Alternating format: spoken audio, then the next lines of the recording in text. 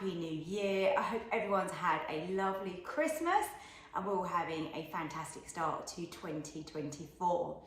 Now this is a really simple video where I'm just going to go through the functions of the Ninja Foodi 15-in-1. If you've been here before, you know how much I love this, and I want to explain to you what functions you should use for what and why. Trying to make this as simple as possible.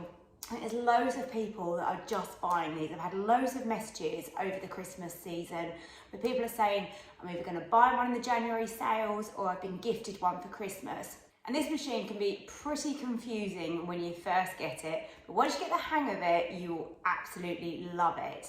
So hopefully I can help you to make as many recipes as you want in this and using all the different modes and function that this machine has to offer.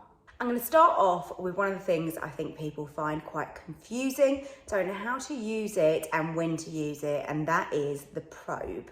So if you've got the 15-in-1 model, you will have got the probe with it. I know other models don't have this if you just have a regular Ninja Foodi, maybe a 9-in-1 or a 14-in-1. But this is a great function of the 15-in-1. It is so useful, you wouldn't believe what difference it makes. Let me just show you now where it is located on the machine and how the best way to use it is. So to the right hand side of the machine here, you've just got this and you just push it in, flip it out, and this is your probe.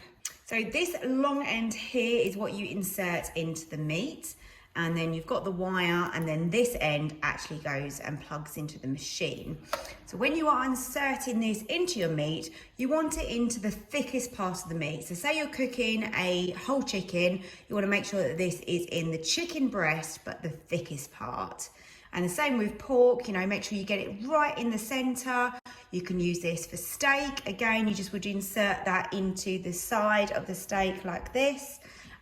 Really versatile, really easy to use. I know you can even use this on things like jacket potatoes to get them to the right temperature in the middle so you know they're going to be nice and fluffy and cooked. It is such a great addition. You'll have to excuse my Ninja at the moment. I've been doing loads of cooking and it does need a clean.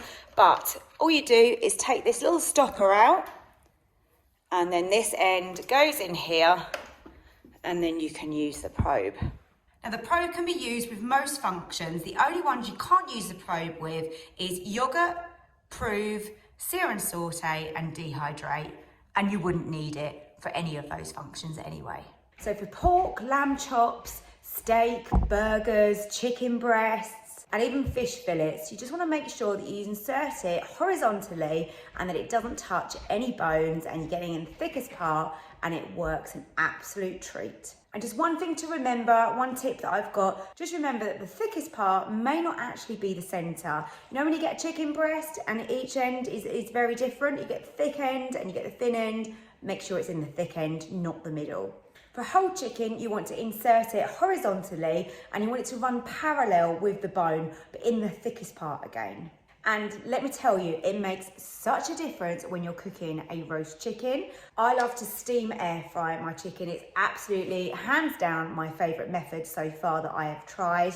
And the first time I created my video, I didn't actually use the probe. I kind of estimated the time and I went with around 55 minutes. But when I used the probe, it only actually took 45. So clearly the first time I did it, it was probably slightly overcooked. To me, it was still tasted amazing. It was still really juicy. But by using that probe, you're cutting down on your cooking time, cutting down on the cost, and obviously keeping that really super moist meat. Now, you don't want to use the probe on any frozen meats whatsoever. Everything needs to be thawed when you're going to cook it using the probe. And don't use it if your meat is thinner than 1.5 centimeters thick as well, because again, it is not going to be accurate and it's not going to work in the best way. So I've just turned on my Ninja just to show you. So you have two options when you put in the probe. So you've got preset and you've also got manual here. And as you can see, I can change the functions here. And you can see which ones it will work on. So it's working on air fry, it works on grill, it works on bake, doesn't work on dehydrate or prove or sear and saute like I showed you. And obviously you wouldn't need it on yogurt. If we choose the manual function, There you go, it comes up as manual. We can actually choose our own target temperature. So if you're cooking something that you know exactly how you like it and an internal temperature that is perfect for you and cooks your meat exactly as you want it, then you could use the manual option. I, however, really do love the preset. So if I just click up there and we change it to preset, you've then got your options here. So this is coming up with chicken to start with, and we can change it to fish, lamb, pork, and beef. So with beef, you've got a lot more options. Obviously, if you're cooking chicken, you want it cooked. You don't want any raw sections or any kind of pink meat left. But if you're cooking something like beef or pork, you've then got options of rare, medium, medium well, and also well. So this is really great. So loads of options there. And I've tried it with steaks and it works beautifully. Now, if you're using the probe when you're pressure cooking some meat, my advice would be to always use a quick release. And this is to avoid overcooking your protein. One thing you really need to know when you're using the probe is that you do get sort of a carryover of cooking, is what I like to call it. And what this means is that when the probe says that it has come to temperature, you need to remove that meat and let it rest. So whatever protein you're cooking, the same thing would apply. And the reason for this is because that meat, once it's rested, say 3 to 5 minutes, it's going to continue cooking and then it's going to be perfect. If you try to take that straight out and eat it absolutely immediately, you may find that it's a little bit under. So just be aware of that. Hopefully that's explained the probe to you and that you feel more confident in using that. I think it's an amazing bit of kit and I wish I'd started using it a lot earlier. You're probably seeing some of my earlier recipes. I'm not using it quite so much and now I'm definitely using it a lot. So let's move on to slow cooking and what you would slow cook and why. So there's not too much to explain with this. So the slow cook is still under the air fry and hob on the right hand side here, and you've got slow cook. You've got the options here to go between high and low, and also you can easily change the time. One thing I do need to let you know that if it only will go down to a certain amount of time, so let me show you here. Right, there you go. It won't let me go under 4 hours, but sometimes there is a need to cook something for less time. Simply press start, and then when the time starts ticking down, you can then lower it further. So that's a little tip for you there. So basically the reason you would slow cook is something you want to cook at lower temperature for a longer period of time. So the things that work really well in this are stews and slow cooked meats. Something like a beef brisket or even some roast beef is really delicious in the slow cooker, but you can't beat something like a warm, comforting chicken stew or a beef stew. There's so many things you can do in this. Just think about it as it's a long, slow cooking process, so therefore you are going to get a really gorgeous, fall apart, tender meat. Air frying is probably one of the most obvious ones. I think we've all got more comfortable with air frying. The beauty of air frying really is that you can do it with little or no oil whatsoever, and anything that I want a nice crispy crunch to, I always use air fry. I do actually really like Yorkshire puddings done on the air fryer function rather than bake as well. They come out really super big and fluffy. So give those a go if you haven't already. Right, let's move on to grill.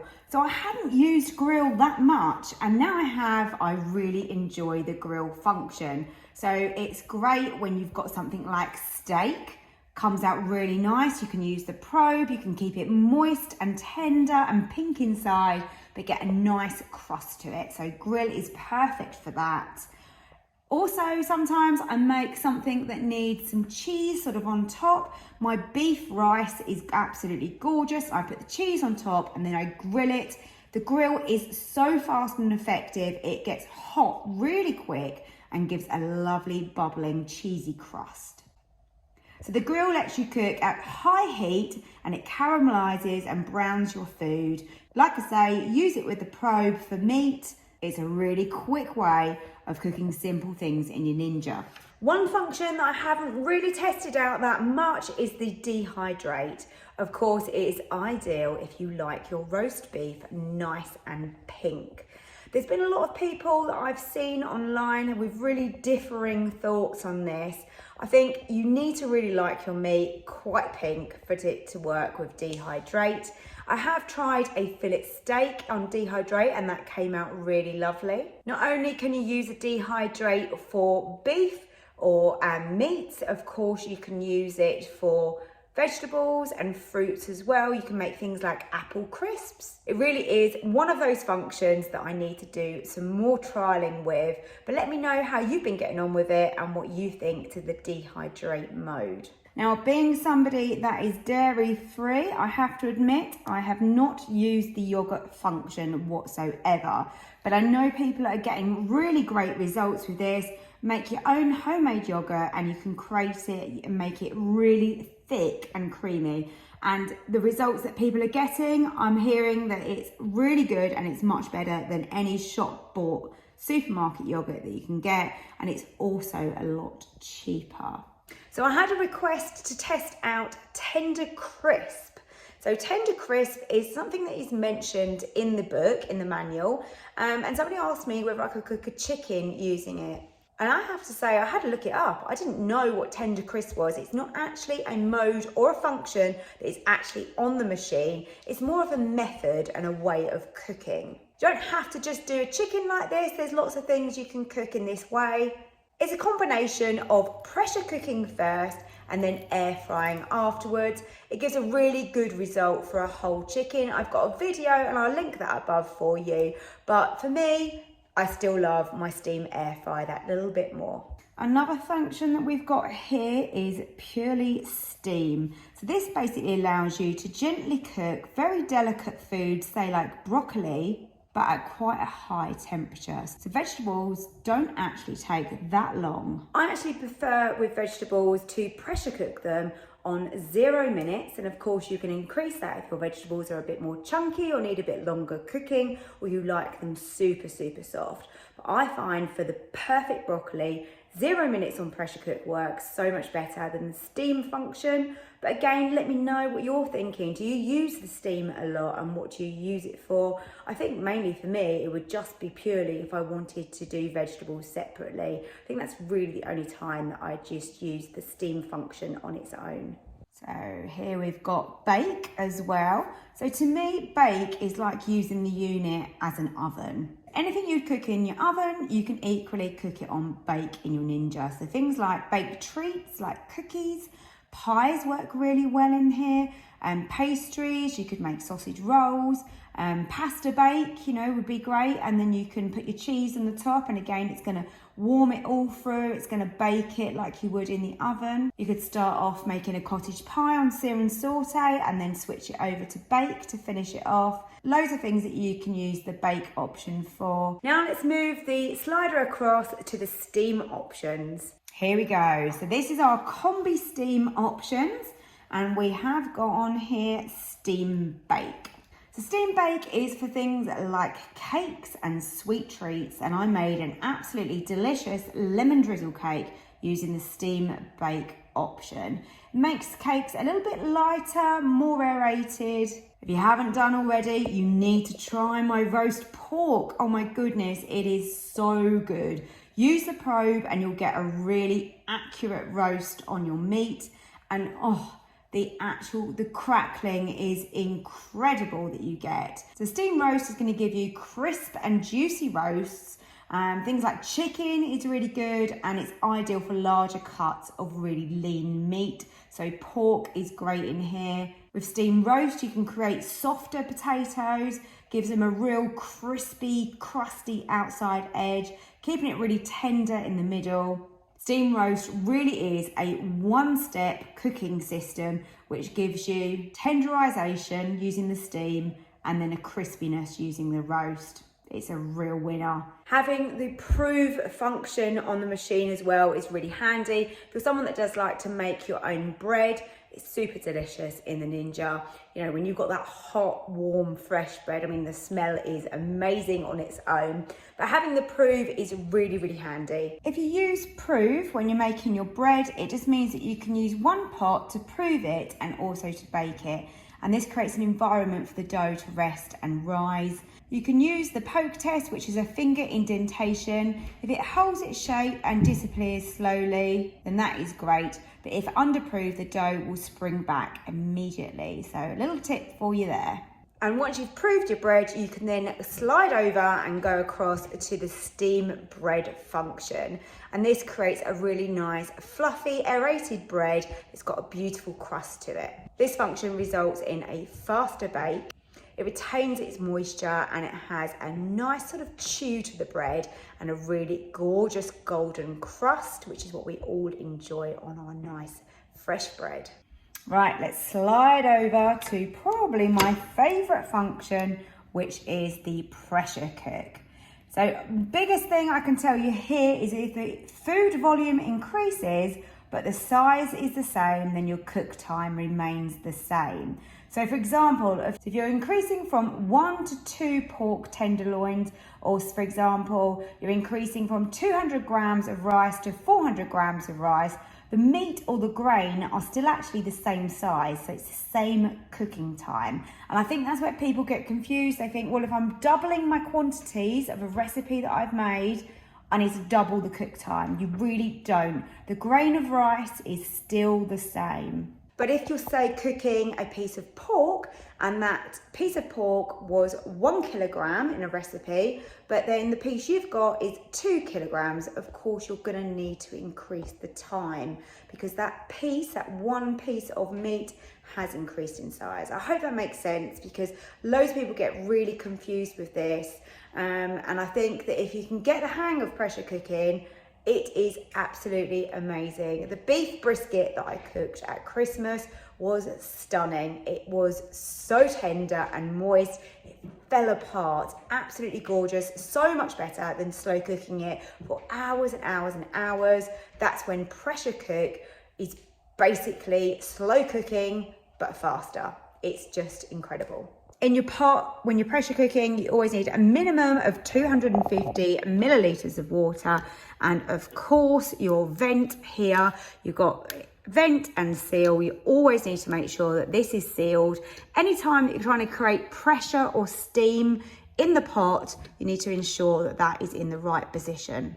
Some great examples of using steam air fry are definitely my whole chicken, potato wedges, chips. There's so many things that you can do on steam air fry. So whenever you're cooking under steam, so like steam air fry, steam roast, etc., you don't have to worry about the vent at the top of the machine. Completely irrelevant. At the start, it will say pre, which is the same message that comes up when you're pressure cooking. But when you're pressure cooking, the pre means preparing, for pressure cooking. But when you're actually doing anything under steam, this actually means preheating. So that is building up the steam in the machine. And when you're steaming any of your food, you can open and shut the lid during that process to check how things are coming along. And that way you can easily use the probe. So for example, if you've got chicken on the top, you can have a probe in that. And then once that is done, you can remove the chicken or the beef, whatever you're cooking, let that rest. And then if the rest of the food isn't quite ready, you can continue with that. So it's a really nice way of cooking your food and monitoring what's going on and just making sure that you can get the meat cooked perfectly using the probe, but still get your veg and your potatoes or your pasta or whatever you're using cooked just right. Now, steam meals is one of these ones that's slightly more tricky because there's lots of things to consider. So I've made quite a few steam meals on the channel now. So I've got my Nando's that I did. Sausage and mash is a great one. With the sausages that I did, you may want to turn those halfway, and that's the beauty of being able to open up the lid. But we learn as we go along, and we can always perfect all of these recipes and make them better.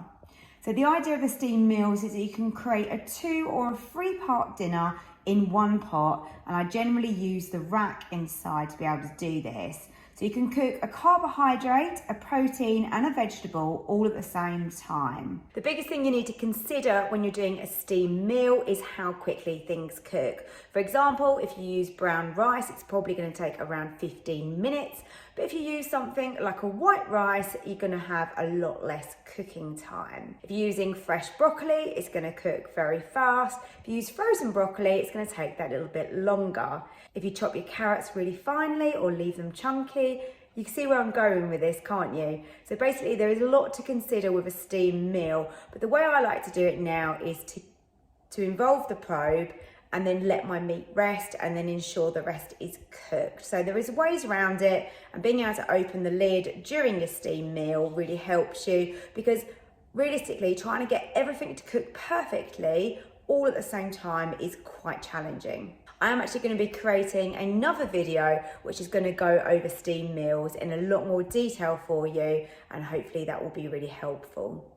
With 3 modes and 15 functions, there really is a lot to learn with regards to using your Ninja. I'm hoping that I've explained the functions quite well to you and that is helpful. You may have learned something in there. Of course, leave me a comment and let me know how you're getting on with all of these, and if you've got any tips for everyone else, and it's always really helpful if you do leave those below. I appreciate you watching, and if you did find it useful, then hit that like button below, and if you're not subscribed, I love it if you do. Thank you so much for watching,